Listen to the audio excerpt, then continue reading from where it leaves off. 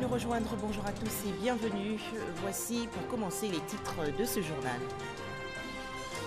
Le président de la République de Côte d'Ivoire, Alassane Ouattara, a reçu aujourd'hui les différents corps constitués. Ils ont tour à tour présenté leurs vœux de nouvel an 2020 au chef de l'État ivoirien. Cette cérémonie s'est déroulée au palais de la présidence dans la commune du Plateau. Dans cette édition également, la signature d'une convention entre le ministère de l'Environnement et du Développement durable et le Millennium Account Challenge Côte d'Ivoire. Objectif, définir le cadre de mise en œuvre du projet Abidjan Transport d'un coût global de 271 millions de francs CFA. Enfin, 3 Américains tués hier lors d'une attaque contre une base militaire américaine à Lamu, dans la région nord du Kenya. Pour commencer, direction le palais présidentiel dans la commune du Plateau où s'est déroulée la cérémonie de vœux du Nouvel An 2020 au chef de l'État Alassane Ouattara. Comme de coutume, au début de chaque année, les corps constitués, notamment les chefs de mission diplomatiques, représentants d'organisations internationales, institutions nationales, chefs traditionnels, guides religieux et autres forces armées ont formulé leurs vœux de santé et de paix. À tous ces corps constitués, le président de la République, Alassane Ouattara, a dit sa volonté de tenir ses engagements à œuvrer à l'amélioration des conditions de vie des populations. Écoutons le chef de l'État, Alassane Ouattara. Excellences, Mesdames et Messieurs, je voudrais vous exprimer toute ma reconnaissance pour les vœux chaleureux et les encouragements que vous venez de m'adresser, ainsi qu'au gouvernement et au peuple ivoirien. En retour, je forme pour chacun et chacune de vous, pour vos familles, pour les chefs d'État et les dirigeants et organisations que vous représentez, des vœux de santé et de bonheur, de prospérité pour l'année 2020. Monsieur le doyen du corps diplomatique, Excellences, Mesdames et Messieurs, la cérémonie de ce matin m'offre l'occasion de vous exprimer au nom du peuple et du gouvernement ivoirien, ainsi qu'à mon nom personnel, notre profonde gratitude pour les actions que vous avez menées au quotidien en faveur de la consolidation des relations d'amitié et de coopération entre la Côte d'Ivoire et vos pays et organisations durant l'année écoulée. Je voudrais aussi saisir cette occasion pour souhaiter la bienvenue et réitérer mes félicitations aux nouveaux ambassadeurs accrédités en Côte d'Ivoire et qui m'ont présenté leur lettre de créance au cours de l'année 2019 et en ces débuts d'année 2020. Monsieur le doyen du corps diplomatique, Excellences, Mesdames et Messieurs, la Côte d'Ivoire a poursuivi en 2019 son engagement sur la scène internationale et contribué à la recherche de solutions collectives aux menaces globales que font peser un grand péril sur nos pays. La Côte d'Ivoire a achevé, le 31 décembre 2019, son mandat de 2 années au sein du Conseil de sécurité des Nations Unies en qualité de membre non permanent. Ce mandat, de l'avis de tous, a été un succès en dépit de la grande division du Conseil de sécurité, comme vous le savez. Dans ce contexte difficile, la Côte d'Ivoire a été appréciée pour sa détermination à concilier les points de vue et à rechercher inlassablement le compromis le plus utile à la paix, notamment sur les questions les plus complexes et qui sont souvent les questions africaines. Mon pays a également, au cours de cette période, partagé avec la communauté internationale les leçons qui ont fait la réussite de notre gestion, de la sortie de crise et de la reconstruction post-conflit après la crise post-électorale.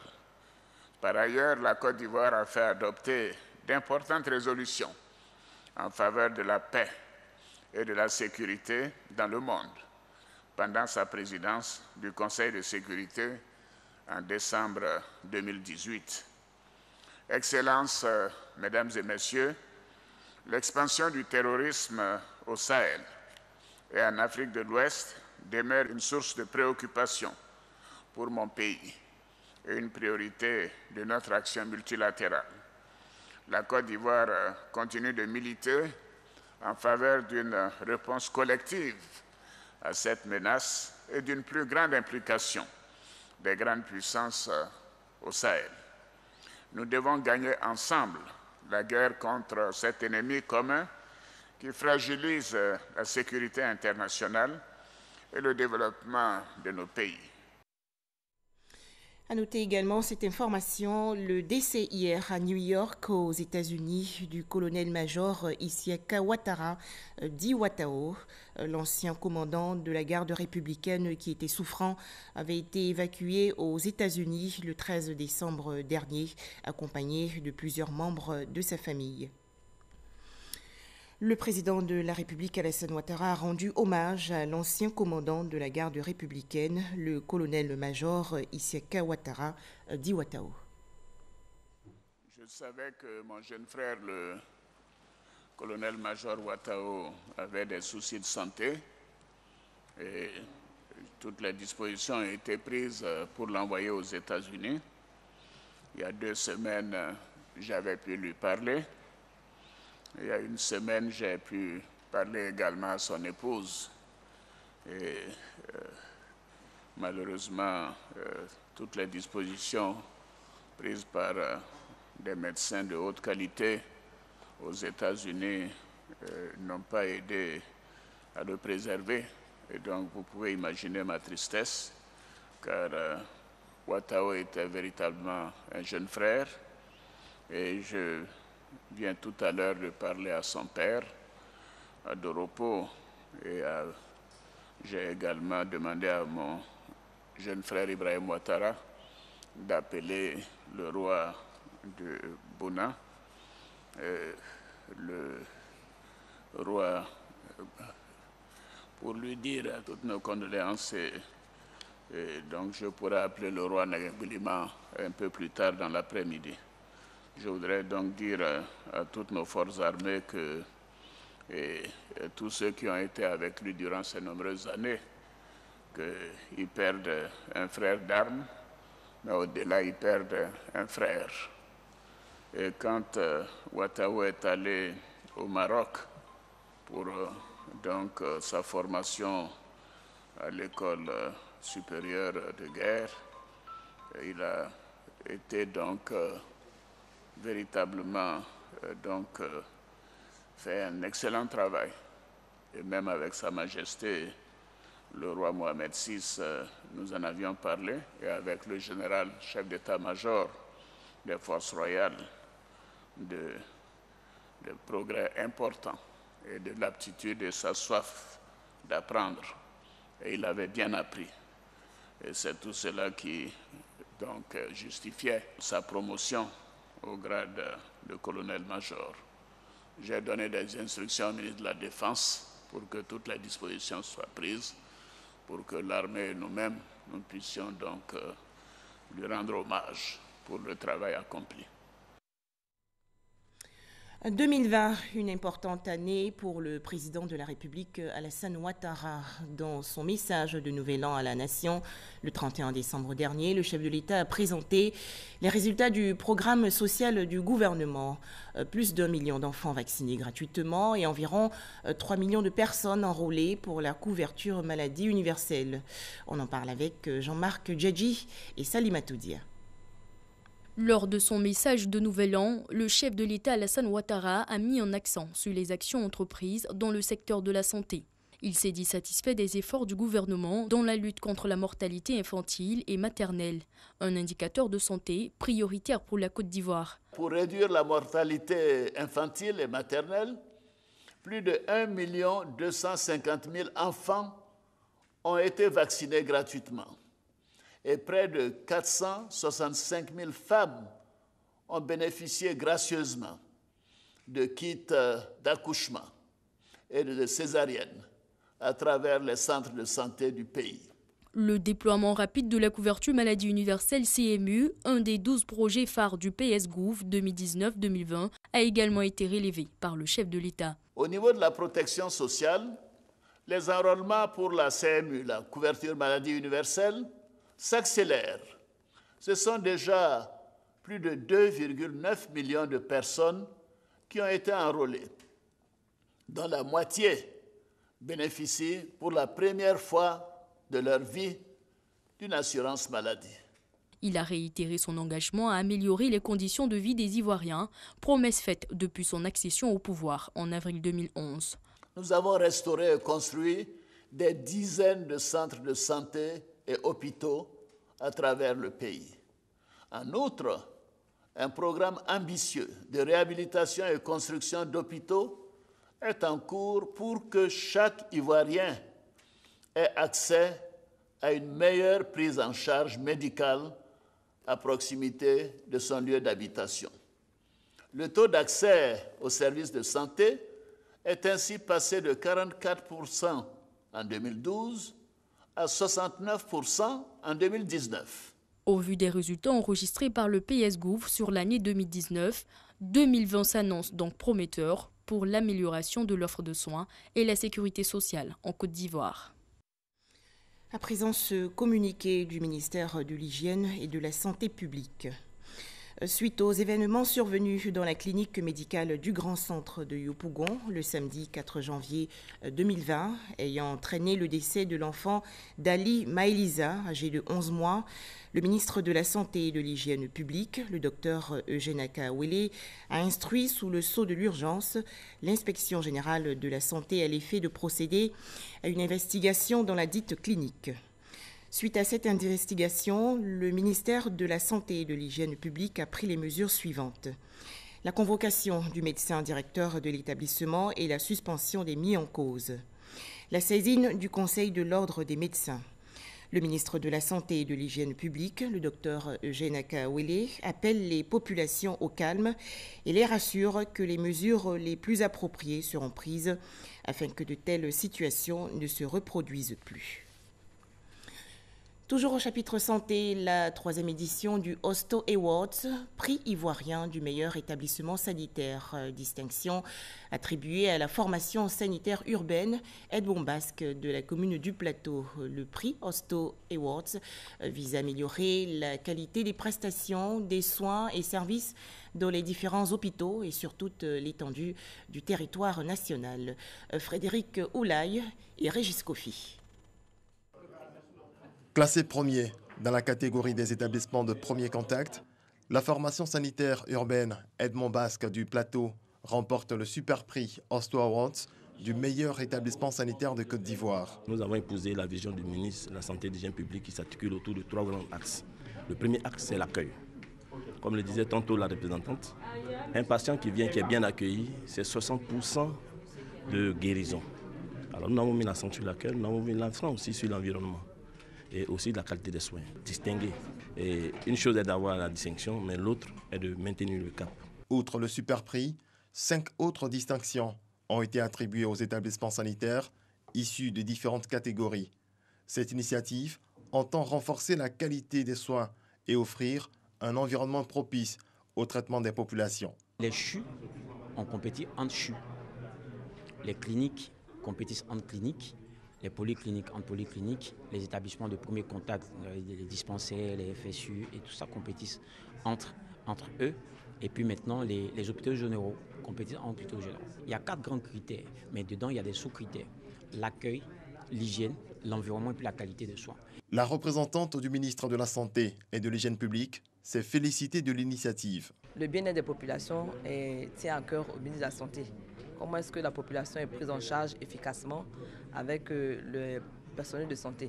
Et donc l'initiative qu'a eu cet Ivoirien, cet citoyen qui a fait d'évaluer un peu nos structures de santé pour en détecter des structures qui ont de meilleures pratiques de bonne gestion, de bonne prise en charge des malades, et va dans la droite ligne de ce que le ministre lui-même envisage. Les awards des établissements de santé de Côte d'Ivoire visent également à honorer les professionnels du secteur de la santé Cette troisième édition a enregistré la sélection de 125 établissements, 55 nominés, 6 lauréats et un super prix remplissant tous les critères. L'innovation majeure, un prix honorifique attribué à l'Institut de cardiologie d'Abidjan, super prix de l'édition précédente. La force jeunesse francophone en guerre contre l'alcool, la drogue et la toxicomanie. Elle a en effet initié récemment une campagne dans les milieux de jeunes dans le district d'Abidjan. Le point avec Eugène Atoubé.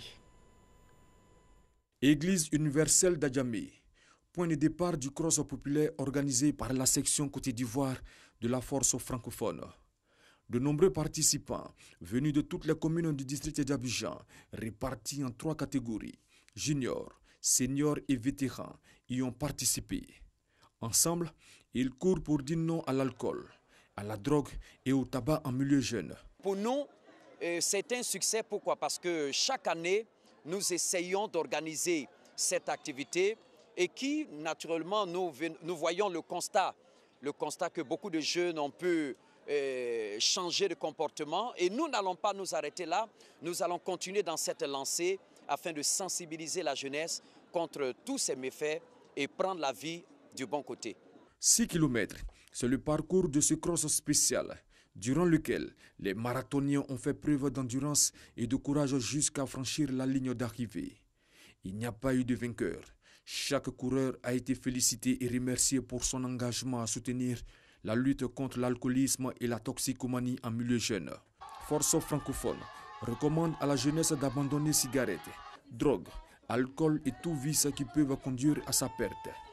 L'objectif de cette organisation est d'atteindre les jeunes qui sont angoissés, perdus dans la drogue, la délinquance et qui souffrent d'un vide intérieur sans perspective de vie.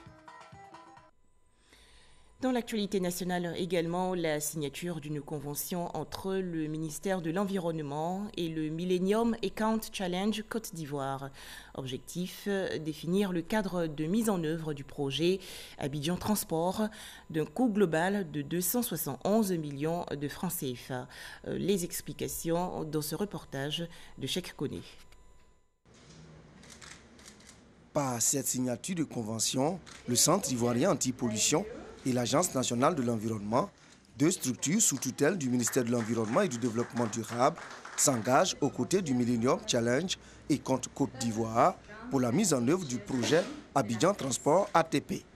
Ce projet prend en compte la réhabilitation de 32 km d'infrastructures routières à Abidjan et le renforcement des capacités techniques d'organismes gouvernementaux pour la gestion du système des transports. Ces 2 structures-là, pour le compte du ministère, vont accompagner le MCA dans la mise en œuvre de ce grand projet, de ce vaste projet de transport qui permettra, in fine, une fluidité de la mobilité, aussi bien des personnes que des biens en Côte d'Ivoire.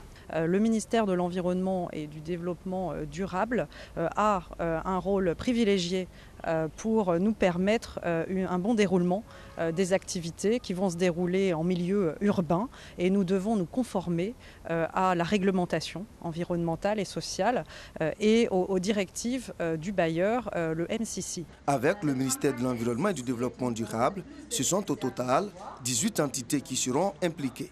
Le projet ATP intervient dans le cadre du programme Compact Côte d'Ivoire, composé de 2 projets. Le programme est financé par les États-Unis d'Amérique à travers le Millennium Challenge Corporation, MCC, pour un montant global de plus de 262 milliards de francs CFA. Toujours en Côte d'Ivoire, le contrat d'objectifs et de performance, un nouveau mécanisme d'atteinte de résultats pour les apprenants inscrits dans l'enseignement général, technique et professionnel. Le COP a été expliqué récemment aux inspecteurs généraux de l'enseignement secondaire et aux chefs d'antenne pédagogique.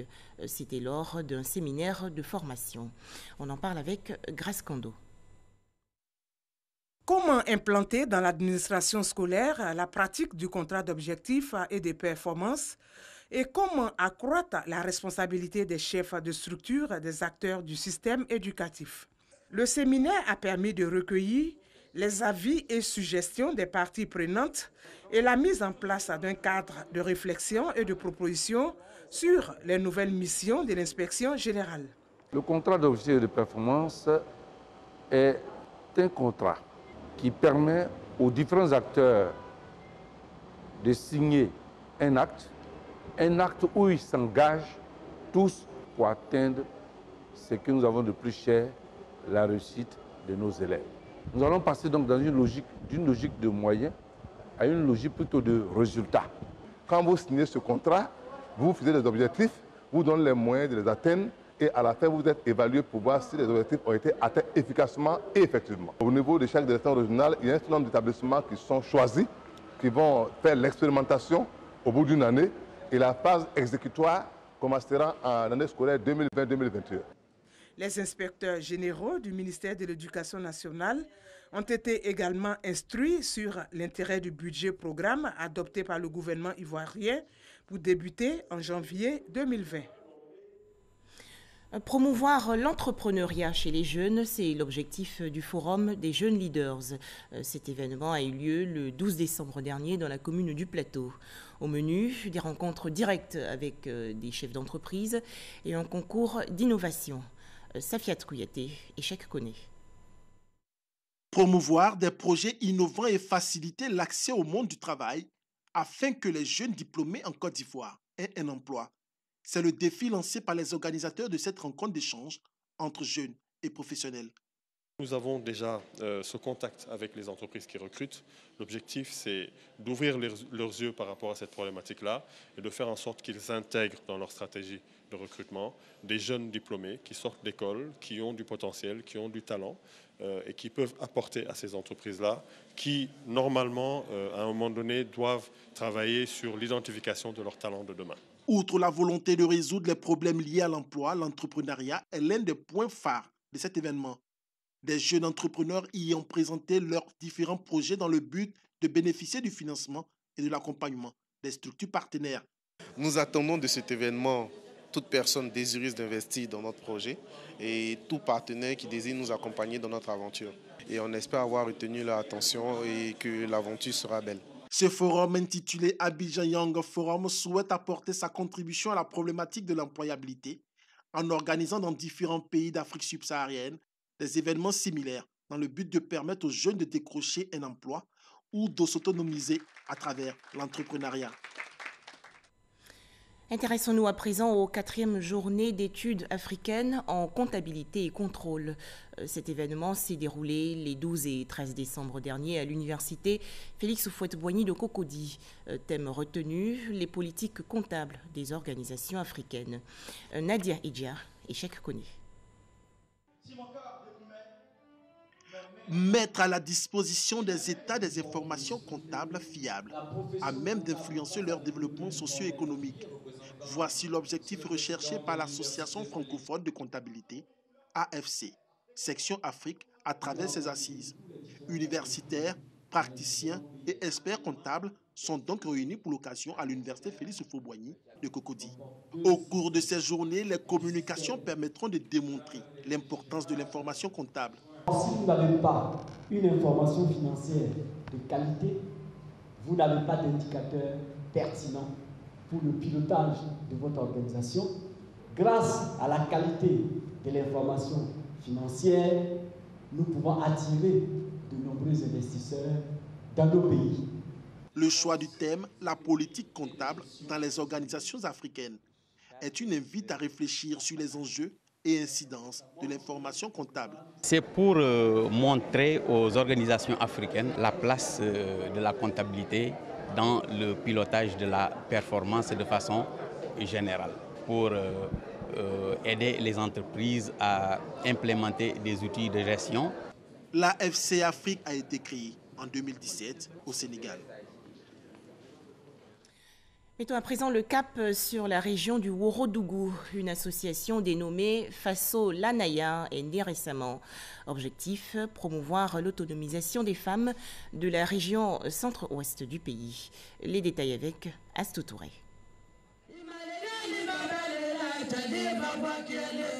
Plus de 150 associations féminines du Ourodougou s'unissent pour le développement de leur région. Cette association dénommée Faso Lanaya vise à promouvoir l'autonomisation des femmes du Ourodougou.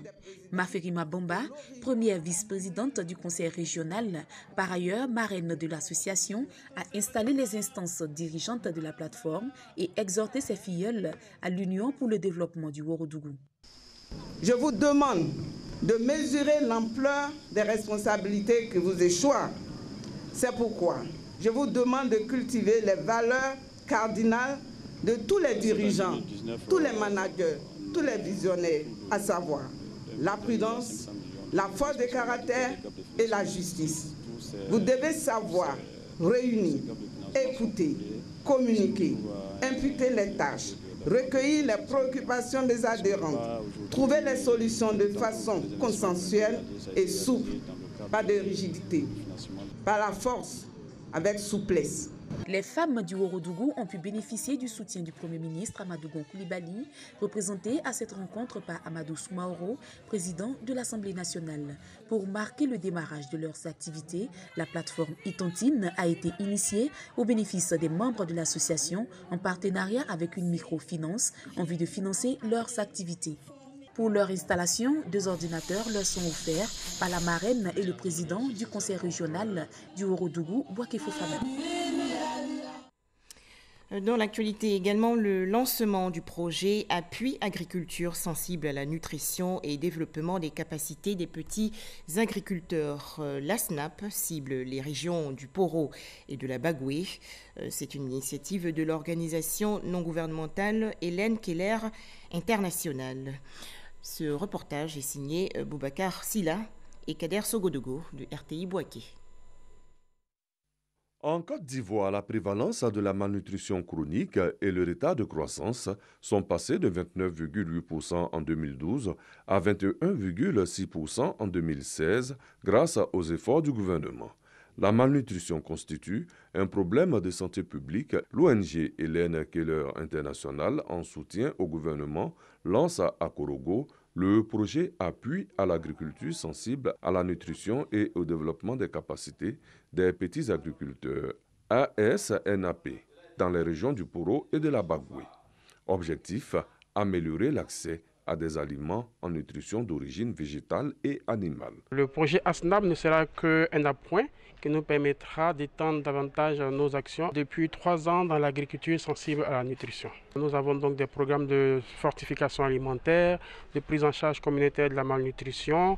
Les représentants du ministère de l'Agriculture et du Développement durable et de la Banque mondiale saluent ce projet qui s'inscrit dans le programme national d'investissement agricole PENIA, 2e génération, et la stratégie nationale sur l'agriculture. La politique du gouvernement, c'est la sécurité alimentaire. Lorsqu'on ne mange pas bien, on ne peut pas avoir la force physique et même mentale quelquefois pour travailler. Dans le cadre du partenariat de la Banque mondiale avec la Côte d'Ivoire, notamment en ce qui concerne les axes qui visent à renforcer les capacités humaines, qui visent à promouvoir une croissance tirée par le secteur privé. Le projet ASNAP est prévu pour durer 3 années. Il est financé par la Banque mondiale à hauteur d'1,728 milliard de francs CFA. Le projet ASNAP contribuera à la réduction de la pauvreté, à la prévention de la malnutrition avec des solutions locales dans la région du Poro et de la Bagoué. Hors de chez nous, l'actualité au Kenya, cette offensive a été revendiquée par le groupe islamiste somalien des Shebab. Les combattants Shebab ont attaqué hier une base militaire américaine à Lamu, dans le nord du pays. Bilan, 3 ressortissants américains morts. 2 autres employés du Pentagone ont été blessés. En Irak, les députés ont voté hier en faveur du départ des soldats américains. Cette décision est la conséquence de l'élimination par les États-Unis du général iranien Soleimani et de son lieutenant irakien Al-Mouhandis par un tir de drone américain à Bagdad, la capitale irakienne. Et c'est la fin de ce journal. Merci de nous avoir suivis.